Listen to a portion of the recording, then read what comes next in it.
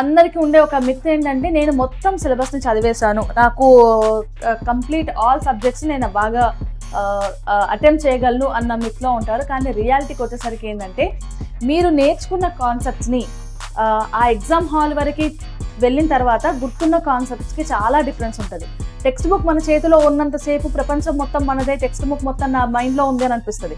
Once text book close చేసి ఒక 10 metres డిస్టెన్స్లో మీరు ఉన్నప్పుడు సో అప్పుడు రియాలిటీ తెలుస్తుంది. సో ఇదంతా కూడా మన ప్రిపరేషన్ టైంలో మనకు తెలియదు. కేవలం మనము టెక్స్ట్ బుక్స్ నుంచి అవే ఉన్నప్పుడు మాత్రమే ఈ విషయం తెలుస్తుంది. Hello my dear future doctors, ఎలా ఉన్నారు? సో ప్రిపరేషన్ అంతా బాగా జరిగినప్పటికీ కూడా మనం ఎగ్జామ్ హాల్లో చేసే కొన్ని చిన్న సిల్లీ మిస్టేక్స్ వల్ల మన స్కోర్ చాలా డ్రాస్టిక్ చేంజ్ ఉంది. కానీ ప్రాబ్లం ఏంటంటే నువ్వు చేసిన మిస్టేక్ ఇది అని నీకు ఎవరు చెప్పరు, అండ్ నీకు నువ్వు కూడా రియలైజ్ అవ్వవు. ఎందుకు? అది ఎగ్జామ్ హాల్లో ఆన్ ది స్పాట్లో అక్కడికక్కడ జరిగిపోతుంది, అండ్ నేను ఎవరు మానిటర్ చేయరు, అండ్ నిన్ను నువ్వు అనలైజ్ చేసుకునే టైం కూడా నీకు ఉండదు. కాబట్టి ఇలాంటి విషయాలన్నీ ఎగ్జామ్కి ముందే ఒకసారి చెక్ చేసుకో. నువ్వు ఇలాంటి మిస్టేక్ చేస్తున్నావా లేదా అని 1-2 సార్లు చెక్ చేసుకొని దాని తర్వాత ఎగ్జామ్ హాల్లో ఎలాంటి ఇష్యూ లేకుండా నువ్వు ఎగ్జామ్ మొత్తాన్ని కంప్లీట్ చేస్తే నువ్వు నీ కష్టానికి ప్రతిఫలం దొరుకుతుంది. లేదు నువ్వు ఇలాంటి ఏం చేసుకోకుండా డైరెక్ట్గా మీరు ఎగ్జామ్ హాల్కే వెళ్ళిపోయి ఇవన్నీ ఎగ్జామ్ అంతా ఇచ్చేసి వచ్చిన తర్వాత బయటికి వచ్చిన తర్వాత అరే నేను ఇది కదా ఇది పెట్టాను, దీనికి ఎన్ని మార్కులు పోయినాయి, నేను ఇది కదా ఆన్సర్ అనుకున్నాను అని ఆన్సర్కి వచ్చిన తర్వాత బాధపడే కంటే ఇప్పుడు ఒక 5-10 నిమిషాలు కొంచెం టైం స్పెండ్ చేసి ఎలాంటి మిస్టేక్స్ జరగవచ్చు, ఎలాంటివి, ఎందుకనంటే ఇవి మేము రెగ్యులర్గా చెప్తూనే ఉన్నా కూడా మీ సీనియర్స్ లేకపోతే మీ సూపర్ సీనియర్స్ ఇవన్నీ మ్యామ్ ఈ చిన్న మిస్టేక్ వల్ల ఈ మార్కులు పోయినాయి అని చెప్పిన సందర్భాలు ఉన్నాయి. కాబట్టి మళ్ళీ ఇది మా బాధ్యతగా మేము మళ్ళీ మన స్టూడెంట్స్కి చెప్తున్నాను దట్ ఈ కొన్ని ఒక 5 మిస్టేక్స్ ఉన్నాయి, 5 to 6 మిస్టేక్స్ ఉన్నాయి. అవి రెగ్యులర్గా అది దట్టు ఎగ్జామ్ హాల్లో మాత్రమే చేసేవి. ఆ ప్యానిక్నెస్తో కానీ లేకపోతే ఆ నర్వస్నెస్లో ఇవి ఇంకా రెగ్యులర్గా జరుగుతుంటుంది. అందుకోసం మళ్ళీ ఒకసారి రిమైండ్ చేస్తున్నాను దట్ అందరికి ఉండే ఒక మిత్ ఏంటంటే నేను మొత్తం సిలబస్ని చదివేశాను, నాకు కంప్లీట్ ఆల్ సబ్జెక్ట్స్ నేను బాగా అటెంప్ట్ చేయగలను అన్న మిత్లో ఉంటారు. కానీ రియాలిటీకి వచ్చేసరికి ఏంటంటే మీరు నేర్చుకున్న కాన్సెప్ట్స్ని ఆ ఎగ్జామ్ హాల్ వరకు వెళ్ళిన తర్వాత గుర్తున్న కాన్సెప్ట్స్కి చాలా డిఫరెన్స్ ఉంటుంది. టెక్స్ట్ బుక్ మన చేతిలో ఉన్నంతసేపు ప్రపంచం మొత్తం మనదే, టెక్స్ట్ బుక్ మొత్తం నా మైండ్లో ఉంది అని అనిపిస్తుంది. వన్స్ టెక్స్ట్ బుక్ క్లోజ్ చేసి ఒక 10 మీటర్స్ డిస్టెన్స్లో మీరు ఉన్నప్పుడు సో అప్పుడు రియాలిటీ తెలుస్తుంది. సో ఇదంతా కూడా మన ప్రిపరేషన్ టైంలో మనకు తెలియదు. కేవలం మనము టెక్స్ట్ బుక్స్ నుంచి అవే ఉన్నప్పుడు మాత్రమే ఈ విషయం తెలుస్తుంది. అండ్ ఇదొక రియాలిటీ చెక్ చేసుకోండి మీరు ఎంతవరకు చదివారు అని. సరే ఇదంతా ఒకటి పక్కన పెట్టేస్తే మనకి ఎగ్జామ్ హాల్లో మిస్టేక్స్ ఏం జరుగుతాయనంటే ఒక్కొక్కటి కాన్షియస్గా మనకి తెలిసి చేస్తాం, కొన్ని అన్కాన్షియస్నెస్లో తెలిసిపోతుంటాయి. సో అట్లాంటి మిస్టేక్స్లో ఏంటంటే ఒకటి కాగ్నిటివ్ బ్లైండ్ స్పాట్స్ ఏంటంటే స్పీడ్ ఎర్రర్స్. చాలా మంది క్వశ్చన్ని చదివేటప్పుడు ఎంసీక్యూస్లో అండ్ కాంపిటేటివ్ ఎగ్జామ్స్లో విచ్ ఈస్ నాట్ సంథింగ్ అని ఇస్తాడు. Okay, which is not a conductor అంటారు, విచ్ ఈస్ అ కండక్టర్ అని మనం స్పీడ్గా చదివేటప్పుడు మన బ్రెయిన్ అలా ఆ చిన్న పదాలను రిజిస్టర్ చేసుకోదు. కాబట్టి నాట్, ఆల్వేస్ ఇట్లాంటివన్నీ కూడా మీరు గుర్తుపెట్టుకుంటే ఒకసారి మళ్ళీ క్వశ్చన్ని చదివితే మీకు మీరు ఇచ్చే ఆన్సర్ డిఫరెంట్గా ఉంటుంది.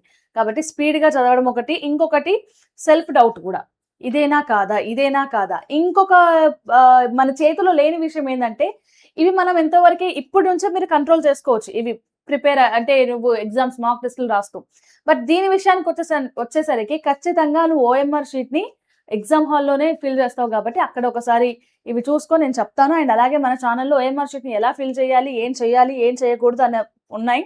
అది ఓఎంఆర్కి సంబంధించిన థింగ్స్. అండ్ ఇంకొకటి మనకి ఒక బ్లైండ్ గెస్సింగ్ ఒకటి ఉంటుంది. మనకి ఎంత వద్దనుకున్నా కూడా చేతులకి ఒక దురద ఉంటుంది, రైట్? నాకు ఇదే అనిపిస్తుంది, ఎందుకు నాకు ఈ ఆప్షన్ నుంచి దూరంగా వెళ్ళాలనిపించట్లేదు, నేను ఇదే ఆన్సర్ నాకు రాకున్నా కూడా నాకు ఎక్కడో చదివినట్టు ఎక్కడో చూసినట్టు గుర్తు, నేను ఇదే పెడతాను. సో ఇట్లాంటి కైండ్ ఆఫ్ డౌట్స్, ఇట్లాంటి కైండ్ ఆఫ్ మిస్టేక్స్ కూడా ఉంటాయి. సో వాటిని ఒక్కొక్కటి కొంచెం డిస్కస్ చేద్దాం. సో ఫస్ట్ వన్ ఏంటంటే స్పీడ్గా చదివేటప్పుడు మన బ్రెయిన్ ఆటోమేటిక్గా గ్యాప్స్ని ఫిల్ చేసేసుకుంటుంది. సో ఫిల్ చేసుకునేటప్పుడు ఏంటంటే అక్కడ ఉన్నదా లేదా వర్డ్, లేకపోతే ఆ మ్యాటర్ అక్కడ ఉన్నదా లేదా అనేది అంత ఆలోచించదు. మీరు ఎంత ఫాస్ట్గా చదివేసుకుంటున్నప్పుడు ఇక్కడ చూడండి, ఇది పింక్ కలర్లో ఉన్నది యాక్చువల్ మ్యాటర్. సో మీరు ఫాస్ట్గా చదివేస్తున్నప్పుడు ఈ పదాలు, ఎల్లో కలర్ పదాలు అనేవి మీ బ్రెయిన్ ఫిల్ చేసుకునేది. సో ఆ ఫిల్ చేసుకునే వాటికి మీనింగ్ కానీ ఇవేమీ ఉండదు. సో ఫ్యాక్ట్స్ అనేవి అది చెక్ చేసుకోదు. కాబట్టి స్పీడ్గా మీరు టైం అయిపోతుందన్న తొందరలో ఆన్సర్ని క్వశ్చన్ని స్పీడ్గా చదవకండి. 1కి 2 సార్లు చదవండి. అండ్ చదివిన తర్వాత క్వశ్చన్‌లో అట్‌లీస్ట్ ఫిజిక్స్ విషయానికి వస్తే క్వశ్చన్‌లో ఏం విషయాలు ఇచ్చారు, గివెన్ ఏమి ఇచ్చాడు, ఆయన ఏం ఫైండ్ ఔట్ చేయమంటున్నాడు, ఇది 1కి 2 సార్లు చెక్ చేసుకోండి. సో ఇది మీరు బ్రెయిన్‌ని అంటే మన బ్రెయిన్‌కి స్కిప్ అయిపోతుంటది. చాలా స్లిప్ అయిపోతుంటది. కాబట్టి కొంచెం కంట్రోల్‌లో ఉంచుకోండి. అండ్ ఇంకొక విషయం, ఓఎంఆర్ షీట్‌లో మనకి బబుల్ చేయమని అంటారు. సో, బబుల్ చేసేటప్పుడు ఆప్షన్‌ని ఇక్కడ మనకి మీరు ఇప్పటివరకి 10థ్ గాని, ఇంటర్ గాని ఇప్పుడు మీకు ఓఎంఆర్ అంటే ఎంసీక్యూస్ రాసేటప్పుడు ఒక ఆప్షన్ బదులు ఇంకొక ఆప్షన్ పెట్టినప్పుడు దాన్ని రబ్ చేసుకొని మళ్ళీ ఇంకొకటి పెట్టే అవకాశం ఉంటుండే. కానీ ఈ ఓఎంఆర్ షీట్ అట్లా కాదు. ఖచ్చితంగా ఓఎంఆర్ షీట్‌ని కరెక్ట్‌గా బబుల్ చేసినప్పుడు మాత్రమే మీ మెషిన్ మనుషులు దిద్దరు. మీ ఓఎంఆర్ షీట్‌ని మెషిన్ దిద్దుతుంది. కాబట్టి డైరెక్ట్‌గా ఆ పేపర్‌ని మీ ఓఎంఆర్ షీట్‌ని మెషిన్‌కి ఇచ్చేస్తే అది ప్రాపర్ బబుల్ చేసున్న వాటిని మాత్రమే తీసుకుంటుంది. ఇలా ఉన్న వాటిని ఐదర్ నువ్వు ఇట్లా కొట్టేసున్న వాటినో లేకపోతే ఒకదానికి బి అని అంటే సి అని పెట్టాల్సిన దగ్గర బి అని పెట్టి మళ్ళీ దాన్ని కొట్టేసేసి ఇలాంటి మిస్టేక్స్ చేస్తే, ఓవర్ రైడింగ్ చేస్తే ఆ మెషిన్ తీసుకోదు. కాబట్టి బబులింగ్ కరెక్ట్‌గా చేయాలి. నువ్వెంత తొందరలో ఉన్నా, ఎంత హడావుడిలో ఉన్నా, ఎంత లాస్ట్ మినిట్‌లో నువ్వు బబులింగ్ చేస్తున్నా కూడా కరెక్ట్‌గా బబుల్ చేయండి. అందుకే చెప్పేది నేను లాస్ట్ వీడియోలో కూడా చెప్పిన దట్ మీరు ఒకవేళ బబుల్ చేసేటప్పుడు మొత్తం ఒక సెక్షన్ మొత్తం అయిపోయిన తర్వాతనే నేను ఓఎంఆర్ షీట్‌కెళ్ళి బబుల్ చేస్తా వద్దు. ఒక క్వెషన్ నువ్వు పేపర్‌లో ఒక క్వెషన్ చూసి ఆన్సర్ చేసావా, దాన్ని ఏనో బీనో సెలెక్ట్ చేసావా, దెన్ దాన్ని వెంటనే ఓఎంఆర్ షీట్‌లో బబుల్ చేసేయి. నువ్వు ఎలాగైతే క్వెషన్ సాల్వ్ చేస్తూ వస్తున్నావో అదే రకంగా నువ్వు బబుల్ చేస్తూ వెళ్ళు. అంతేగాని ఆగకు. నేను లాస్ట్‌కి చేస్తా అన్నీ అని వద్దు. అప్పుడేమవుతది, లాస్ట్‌కు నువ్వు ఒక 20 క్వెషన్స్‌ని నువ్వు బబుల్ చేద్దాం అనుకుంటున్నావు. కానీ నీకంత టైం లేదు. ఎమ్మటే పేపర్ తీసేసుకున్నారు. షీట్ తీసేసుకున్నారు. అప్పుడు నువ్వు సాల్వ్ చేసిన 10 క్వెషన్స్ ఆన్సర్‌ని నువ్వు షీట్‌లో ఓఎంఆర్ షీట్‌లో రాయనట్టే కదా! అక్కడ నువ్వు టైమ్ స్పెండ్ చేసినావు కానీ మార్కులు రానట్టే కదా! కాబట్టి ఇలాంటివి రిస్కులు చేయకండి. అండ్ ఇంకొక విషయం మనకి క్వెషన్స్ ఇప్పుడు నేను చెప్పినట్టు ఒక క్వెషన్ అయిపోయిన తర్వాత దానికి సంబంధించిన ఆన్సర్‌ని బబుల్ చేయి అని చెప్పిన. కానీ కొంతమంది ఏం చేస్తారంటే ఫస్ట్ ఒక క్వెషన్ అయిపోయింది. సెకండ్ క్వెషన్ అయిపోయింది బబుల్ చేశారు. థర్డ్ క్వెషన్ అయిపోయింది బబుల్ చేశారు. నెక్స్ట్ ఫోర్త్ క్వెషన్ రాదు. నాకు ఫిఫ్త్ క్వెషన్ రాదు. సో ఆటోమేటిక్‌గా ఏంది సిక్స్త్ క్వెషన్ వచ్చింది. సిక్స్త్ క్వెషన్ వచ్చింది. నేను మంచిగా ఆన్సర్ డామ్ షూర్ ఆన్సర్ వచ్చింది అన్న హడావిడిలో ఇక్కడ ఓఎంఆర్ షీట్ ఏంటి, క్వెషన్ పేపర్‌లో నీకు సిక్స్త్ క్వెషన్ నువ్వు సాల్వ్ చేసినావు. ఓఎంఆర్ షీట్‌లో ఏంటి, నువ్వు ఓన్లీ ఫస్ట్, సెకండ్, థర్డ్‌కి మాత్రమే ఫిల్ చేసినావు. నెక్స్ట్ ఈ సిక్స్త్ క్వెషన్ ఆన్సర్‌ని నువ్వు తీసుకుపోయి ఎక్కడ ఫిల్ చేస్తావు? ఫోర్త్ క్వెషన్ దగ్గర ఫిల్ చేస్తావు. అట్లా కాదు. అది కరెక్ట్ కాదు. నువ్వు ఎన్ని క్వెషన్స్ స్కిప్ చేసినావు? 2 క్వెషన్స్ స్కిప్ చేసినావు. అక్కడ కూడా అంతే 2 లైన్స్‌ని స్కిప్ చేసి సిక్స్త్ క్వెషన్ దగ్గర మాత్రమే నువ్వు బబుల్ చేయాలి. ఈ మిస్టేక్ రెగ్యులర్‌గా జరుగుతుంది కాబట్టి నేను మళ్ళీ చెప్తున్నాను, ఇది చేయకండి. అండ్ ఇంకొక విషయం, క్యాలిక్యులేషన్స్ చేసేటప్పుడు ఎస్పెషల్లీ మనకి ఫిజిక్స్‌లో న్యూమరికల్స్‌లో అక్కడ ఒక వాల్యూస్ ఇస్తాడు. ఓకే, ఆ వాల్యూస్‌ని మనం సబ్స్టిట్యూట్ చేసేటప్పుడు గానీ, లేకపోతే క్యాలిక్యులేషన్స్ అప్పుడు గానీ, ఆర్ ఎల్స్ చిన్న కన్వర్జన్స్, యూనిట్ కన్వర్జన్స్ అప్పుడు గానీ మనము మర్చిపోతే ఇంకా మార్కులు పోయినట్టే. ఇవన్నీ చిన్న విషయాలే. ఫర్ ఎగ్జాంపుల్ అక్కడ క్వెషన్‌లో సెంటీమీటర్ ఉంది. బట్ ఆన్సర్‌లో నీకు మీటర్స్‌లో ఇచ్చాడు. నువ్వు ఆ కన్వర్షన్‌ని మర్చిపోయినావు. నీకు ఆన్సర్ రాంగ్ వచ్చింది. ఇది అయ్యేటట్టు కాదు అని మళ్ళీ నెక్స్ట్ క్వెషన్‌కి వెళ్ళిపోయినావు. సో ఇట్లా కాకుండా అక్కడ ఇచ్చిన యూనిట్స్ ఏంది, మీకు ఆన్సర్‌లో ఇచ్చిన యూనిట్స్ ఏంది, సో అన్ని సేమ్ యూనిట్స్‌లో ఉన్నాయా, సిస్టమ్‌లో ఉన్నాయా లేదా కన్వర్ట్ చేసుకోవాలి. ఇదొకటి గుర్తుని పెట్టుకోండి. ఇంకొకటి న్యూమరికల్స్ అప్పుడు పవర్స్ పాజిటివ్‌లో 10⁻⁻19 ఉందా, 10⁻+19 ఉందా, 10⁻−31 ఉందా, 10⁻+31 ఉందా, ఇలాంటి విషయాలు కూడా చూసుకోండి. ఎందుకంటే చిన్న సైన్ పవర్స్‌లో ఉన్నది కదా, అది మనకు తెలియదు. అండ్ ఇంకోటి కన్వర్షన్స్ అప్పుడు, సో ఎల్‌హెచ్‌ఎస్ నుంచి ఆర్‌హెచ్‌ఎస్‌కి వెళ్ళేటప్పుడు ప్లస్ మైనస్ అవుతుంది, మైనస్ ప్లస్ అవుతుంది, ఇంటూ డివైడ్ అవుతుంది, డివైడ్ ఇంటూ అవుతుంది. ఇలాంటి క్యాలిక్యులేషన్ మిస్టేక్స్ కూడా చేయకుండా ఉంటే మీ స్పీడ్ కూడా ఉంటుంది. ఎట్ ద సేమ్ టైం మీకు ఆన్సర్ కూడా కరెక్ట్‌గా వస్తుంది. ఒకటే క్వెషన్‌ని 2-3 సార్లు చేయాల్సిన పని లేకుండా. రైట్.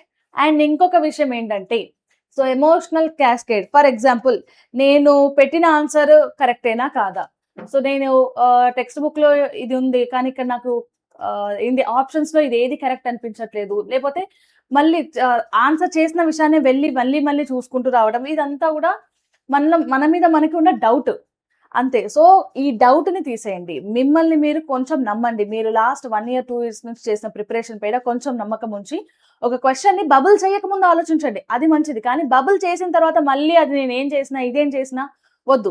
నువ్వు ఏ క్వశ్చన్‌ని ఏ సబ్జెక్ట్‌ని సాల్వ్ చేస్తున్నావు అదే సబ్జెక్ట్ దగ్గరికి ఉండండి. నువ్వు కెమిస్ట్రీని సాల్వ్ చేసుకుంటూ ఫిజిక్స్ గురించి ఆలోచించడమో, లేకపోతే బయాలజీ గురించి ఆలోచించుకుంటూ నువ్వు కెమిస్ట్రీని గురించి చేయడమో ఇట్లాంటివి వద్దు.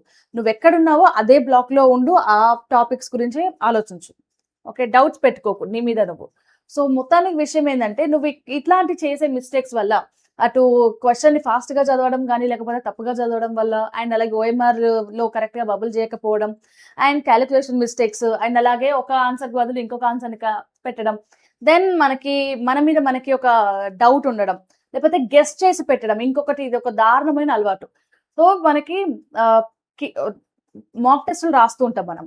మాక్ టెస్ట్‌లు రాస్తున్నప్పుడు ఒక మోడల్ క్వెషన్ వచ్చింది. ఆ మోడల్ క్వెషన్‌కి నేను ఎప్పుడు చూసినా ఇదే ఆన్సర్ ఉంటుంది అని చెప్పి నువ్వు దాన్ని సాల్వ్ చేయవు. నీకు అది అసలు సొల్యూషన్ కూడా తెలీదు. కానీ నువ్వేదో ప్రీవియస్ పేపర్‌లో చూసినావు, లేకపోతే టెస్ట్ పేపర్స్‌లో చూసినావు అన్న అలవాటుతో ఇదే ఆన్సర్ దీనికి. ఇట్లా ఉందంటే ఇదే ఆన్సర్ చెప్పి బ్లైండ్‌గా గెస్ చేస్తావు.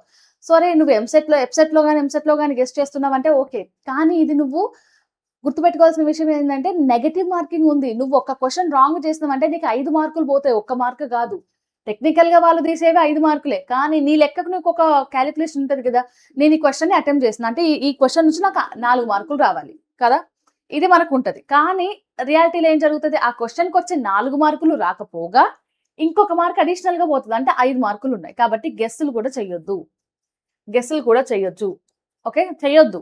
సో, నేను చెప్పేదేంటంటే క్వెషన్‌ని మంచిగా చదవండి. అండ్ అలాగే బబులింగ్ కూడా కొంచెం టైం తీసుకొని ఒక 5 సెకండ్స్ టైం ఎక్కువైనా మంచిదే. బబులింగ్ కరెక్ట్‌గా చేయండి. దెన్ మ్యాథ్స్ కాలిక్యులేషన్స్ ఏమైనా ఉంటే ప్లస్‌లు, మైనస్‌లు అండ్ పవర్స్ ఏదన్నా ఉంటే ఒకటికి 2 సార్లు చెక్ చేసుకొని మరి సబ్స్టిట్యూట్ చేయండి అండ్ కాలిక్యులేట్ చేయండి. దాని తర్వాత మీకు ఏదన్నా ఒక ఆన్సర్ అనిపిస్తే దాన్ని ఇంకా పెట్టేసేయండి. అంతేగాని ఇది అవునా కాదా? అవునా కాదా? అని 4 సార్లు ఆలోచించొద్దు.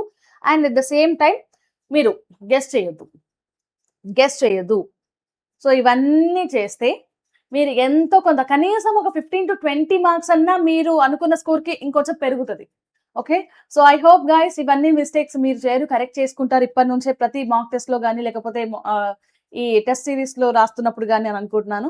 సో, ఇంకా all the best for the exam. ఇంకా ఏమైనా మీకు యూజ్‌ఫుల్‌గా ఉండే వీడియోస్ ఏమైనా ఉంటే ఫర్దర్ వీడియోలో డిస్కస్ చేద్దాం. So, till then keep learning and stay tune to Vedantu Telugu NEET. Bye guys.